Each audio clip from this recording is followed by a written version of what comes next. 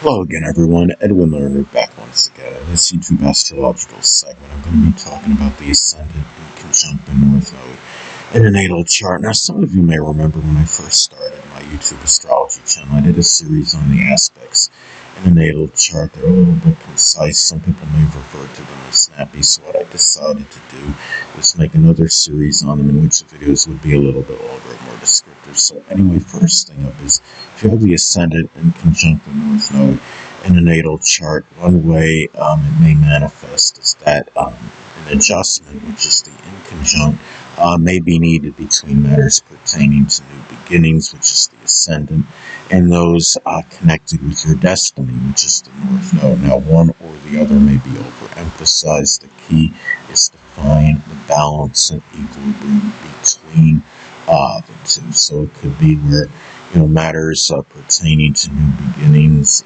may dominate, monopolize your time and energy to the expense of those that are connected with your destiny, which is the North Node, or it could be the other way around. It could be that matters pertaining to your destiny may monopolize and dominate your time and energy to the expense and exclusion of those that are associated with new beginnings. So the key again is finding the balance, the equilibrium, the harmony with the energy, because when you have inconjuncts in astrology, they can be about a lot of fluctuation, vacillation of energy, and it's very extreme. So it's important, really significant in terms of finding that balance with this. Now, if you have the North Node in Capricorn, as an example, that destiny may be tied in with simply gaining more success in life, improving your social status, your stature in life, business-related matters. It could be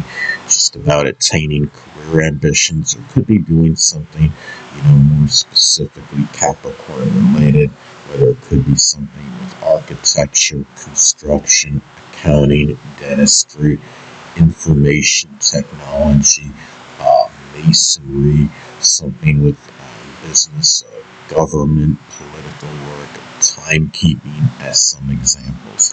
Now, also, too, there may be an imbalance, which is the inconjunct between activities that are associated with people prominent in your early childhood and a grandparent, which is the Ascendant, and those that may play an integral role in your future, which is the North Node.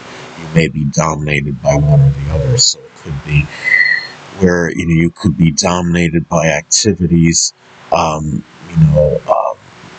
people prominent in your early childhood and a grandparent, to the expense of those that may play an integral role in your future, or those that figure prominently in your future may monopolize and dominate your time and energy to the expense and exclusion of those that figured prominently in your early childhood and a grandparent. So the thing is, it's about again finding the balance, the equilibrium, and the harmony with that energy.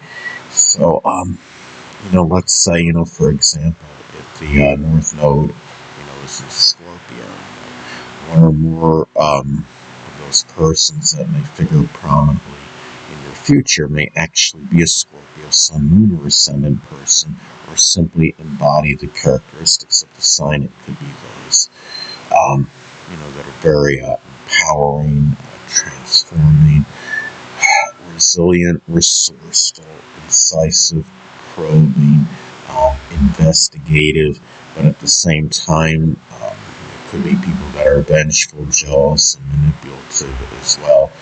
And also, too, there may be too much or too little energy and vitality, which is the Ascendant, in terms of pursuing your future, which is the North Node.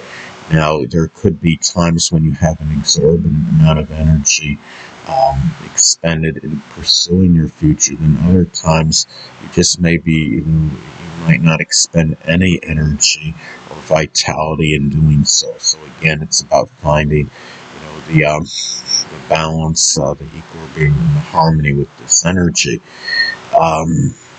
Moderation.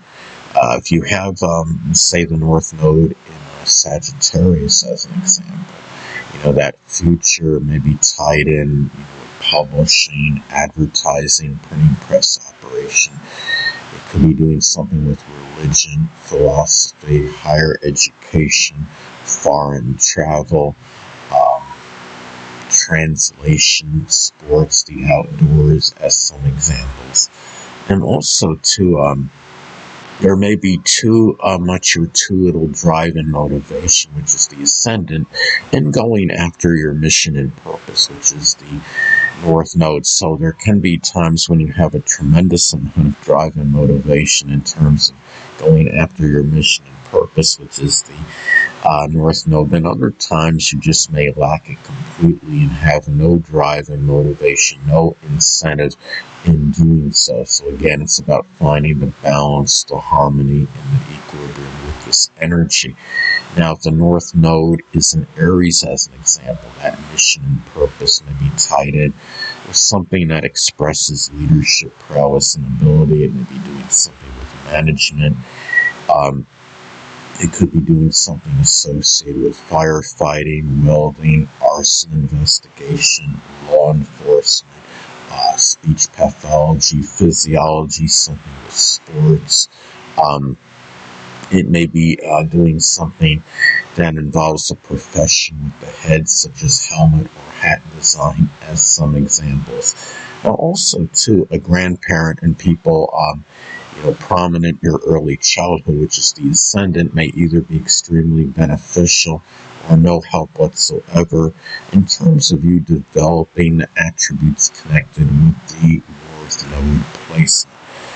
Now, so there can be times where these people, grandparent and people that played, that are prominent in their early childhood, may either be very auspicious and very helpful in helping you develop the attributes connected with the North Node placement. Other times they may not be there at all. Doesn't mean they may be exceptionally detrimental in those matters, but they just may not, they may go through prolonged or protracted periods of not being there for you in terms of that development.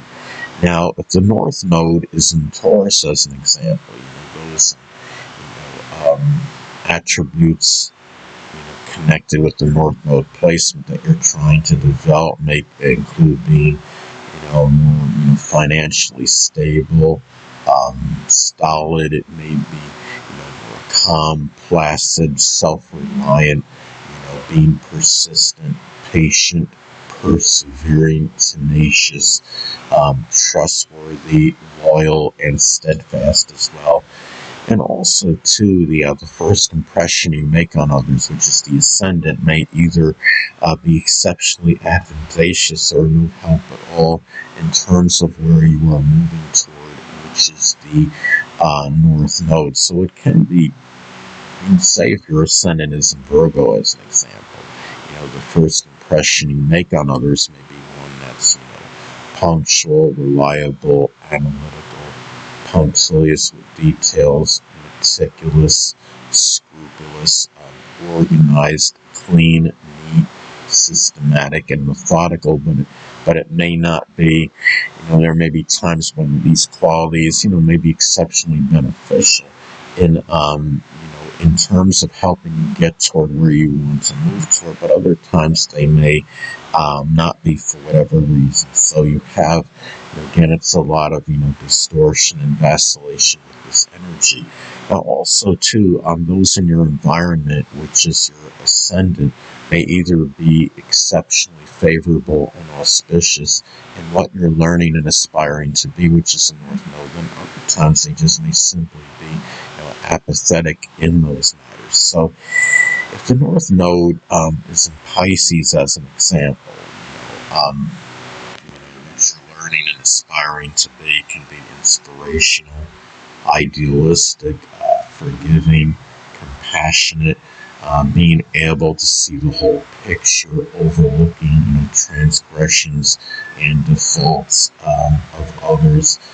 If the let's say if the North Node is in Gemini, is another example. You may be learning and aspiring to be someone that has manifold viewpoints. Being able to be versatile, diversified, dexterous, adaptable. Of loquacious, being able to assimilate and disseminate information while being articulate, well-rounded, as some examples. Anyway, people, that'll conclude this YouTube astrological segment. Until next time, Edwin Leonard saying stay.